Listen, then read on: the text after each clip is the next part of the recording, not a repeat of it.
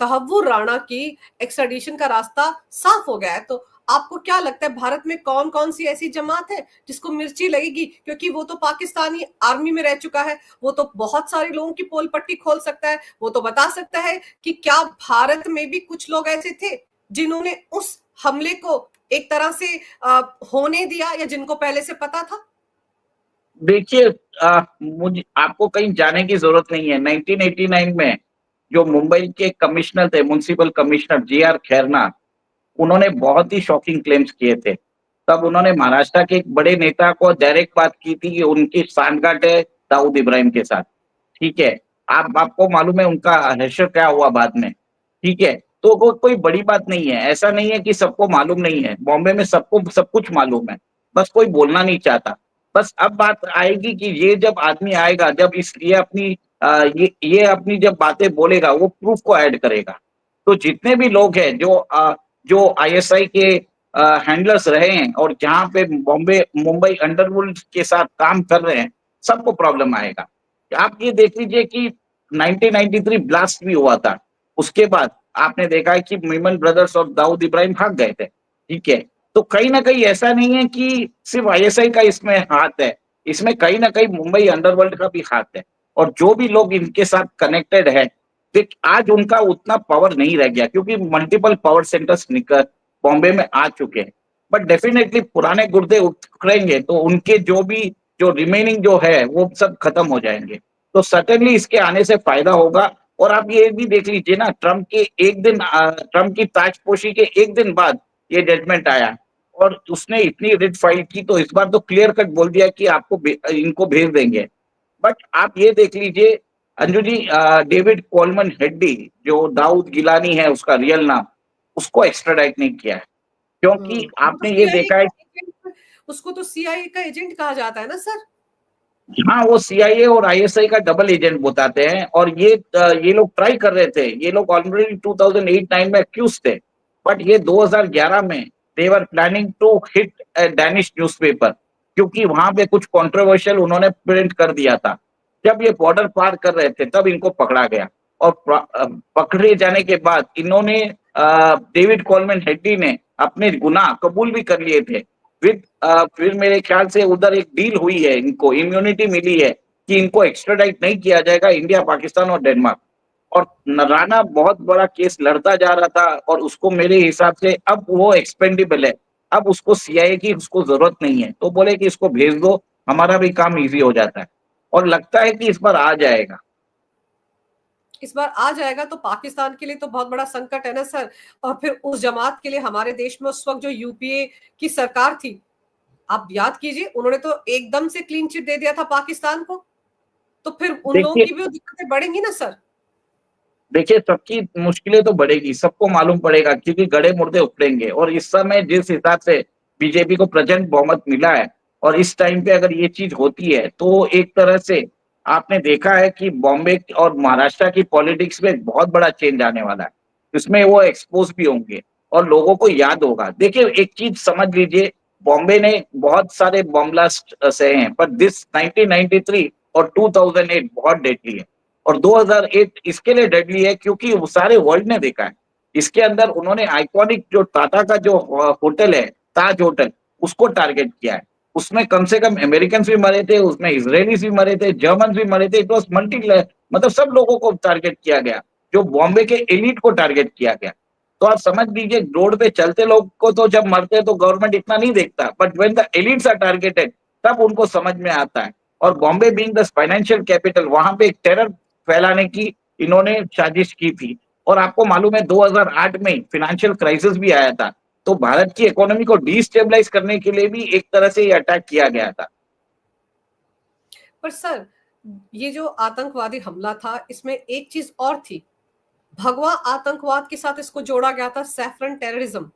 ये थ्योरी उससे एक साल पहले फ्लोट की थी यूपीए सरकार के मंत्रियों ने।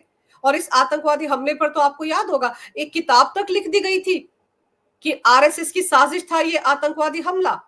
तो जिन लोगों ने जल्दबाजी दिखाई थी, कैसे उन्होंने सैफरन टेररिज्म से इसको जोड़ा, और क्यों कलावा बांधकर हिंदू आई कार्ड के साथ ये आतंकवादी भारत आए थे, इसके पीछे क्या साजिश थी? अब तो तहव्वुर राणा ये राज भी तो उगलेगा ना। देखिए बहुत वी शुड बी ग्रेटफुल जो उस समय जो जितने भी अजमल कसाब जिंदा पाया गया, ठीक है? अगर वो मर और जाता। शहीद तुकाराम ओमले जो कांस्टेबल थे मुंबई पुलिस के, ये हम्म। हम तो पूरे के पूरे हमारा देश उनके आगे नतमस्तक है कि उन्होंने जिंदा पकड़ा था कसाब को। हम्म। अगर वो जिंदा नहीं पकड़ते तो ये थ्योरी तो सच साबित करने की दिशा में आगे बढ़ जाती कि देखिए उसके हाथ में तो कलावा था, वो तो हिंदू था, हिंदू आतंकवाद था, ये भगवा आतंकवाद था। दिग्विजय सिंह एंड कंपनी तो ये थ्योरी को सच साबित कर देते ना। ये एक सोची समझी साजिश थी। जैसे आपने देखा है कि हमेशा आरएसएस को एक टेरर ऑर्गेनाइजेशन बताने की साजिश चल रही थी, और जिस हिसाब से यूपीए के अंदर करप्शन चल रहा था, उनको एक तरह से ये चाहिए था कि उनकी सरकार वापस आ जाए 2014 में। तो सबसे बेस्ट है कि आरएसएस को ही डिस्क्रेडिट कर दो, और जिसके कारण बीजेपी बैकफुट पे रहे। और आपने ये भी देखा होगा कि जितने भी यूपीए मंत्री है जो उस समय, उन्होंने एक तरह से सैफरन टेररिज्म की बात की थी। उन्होंने बहुत सारे हमारे साध्वी है जिनका नाम मैं शायद भूल रहा हूँ, और एक कॉलोनल थे, उनको गलत तरीके कर्नल से पुरोहित इम्प्रिजन भी थे, किया था। साध्वी प्रज्ञा थी हाँ और कर्नल पुरोहित थे, जिनको हाँ। मालेगांव बम धमाके में हिंदू आतंकवादी होने के लिए ही गिरफ्तार किया गया था सर। और उनको प्रताड़ित भी किया गया था प्रिजन जी। में। उनको जिस हिसाब से उनको रखा गया था उनसे कन्फेशन लेने के लिए, तो वो एक तरह से अमानवीय था। तो एक तरह से ये सोची समझी साजिश है इन लोगों की, कांग्रेस की, कि वो चाहते थे कि to discredit Hindus, to discredit Hinduism, to discredit Hindutva, to discredit BJP, to discredit RSS. एक तरह से लोगों को एक तरह से आप बैकफुट पे लेके जाना चाहते थे। बट आप सोचिए ना, 3 साल लग गए, उसके बाद 11,000 पेज का डॉक्यूमेंट इन्होंने ये एक तरह से चार्जशीट बनाया, फिर जाके कसाब को इन्होंने पब्लिक एंगर के अंदर they had to hang. Otherwise उस समय यूपीए की जो चेयरपर्सन थी, she was not willing to do anything. उन्होंने तो क्लीन शीट भी दे दी थी। और एक चीज नोट करिए, 2011 में ये दोनों पकड़े गए। अगर ये पकड़े नहीं जाते तो इनकी साजिश भी मालूम नहीं पड़ती।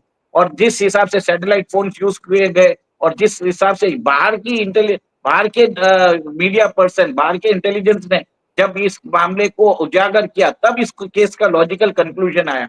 नहीं तो इंडियन मीडिया एजेंसीज, इंडिया की जो एजेंसीज है, इस मामले को गुमराह करने की कोशिश कर रहे थे। और 2012 में इसको फांसी की सजा दी गई थी। और ये राणा जो अभी आने वाला है, इसको लेके मेरे हिसाब से तो पब्लिक ट्रायल होना चाहिए, लोगों को बताना चाहिए कि क्या हुआ। और एक तरह से एक लोगों को समझाना पड़ेगा कि अगर कांग्रेस वापस भी आ जाए कहीं पे, तो वापस वो हिंदुओं को बदनाम करने की कोशिश करेगी। और कितने लोगों को आप समझ में नहीं आता, अगर अगले बार आ जाए, आपको मुझे सबको राउंड अप करके अंदर डाल दे, क्योंकि हम सही बात बोल रहे हैं, कुछ नहीं बोल सकते इनको। सर बात तो वही है ना, क्योंकि आप देखो अगर ये भगवा आतंकवाद की बात की गई, अगर वो पकड़ा नहीं जाता कसाब तो किसी कोई मानता ही ना कि वो मुसलमान था। तो तभी पता बरोबर। चला कि जैसे उसको गिरफ्तार किया गया था वैसे ही पाकिस्तान के एक टीवी चैनल ने उसके माता पिता जो पाकिस्तान में रहते हैं उनका इंटरव्यू चला दिया था। हालांकि बाद में वो इंटरव्यू गायब कर दिया गया था, क्योंकि उसी से एस्टेब्लिश हो गया था कि वो पाकिस्तानी है। तो आप बरोबर। सोचिए किस तरह की साजिश थी। और सर टाइमिंग पे मैं हमेशा अपने कई मैंने प्रोग्राम किए हैं इस बारे में भगवा आतंकवाद पे। एक टाइमिंग देखिए, ये हमला हुआ था 26/11/2008 में। 2009 में लोकसभा चुनाव सिर पर थे। यस। और किसी ने जब ये लोग ये कहते हैं कि वो जो आतंकवादी हमला सीआरपीएफ के जवान पर हुआ था, 44 जवान हमारे मर गए थे 2019 में, तो फरवरी के महीने में, तो कांग्रेस के नेता बड़ी आसानी से उसको बीजेपी की जीत के साथ जोड़ देते हैं कि लोकसभा चुनाव से पहले बीजेपी ने जानबूझकर वो हमला खुद करवाया था।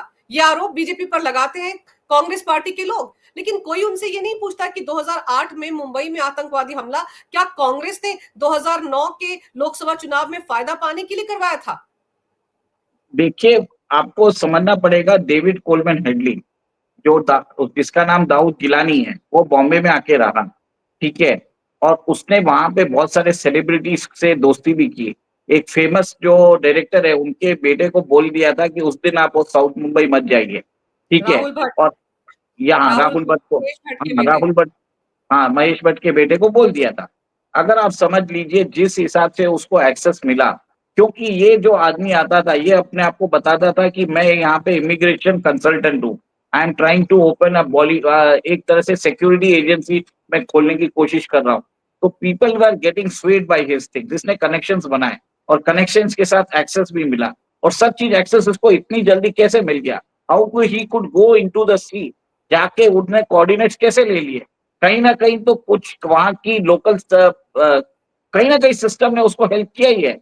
और बिल्कुल। आपको मालूम ये भी है कि उस समय 3 सिम कार्ड बरामद हुए, उसको भी बांग्लादेश बॉर्डर से लिया गया।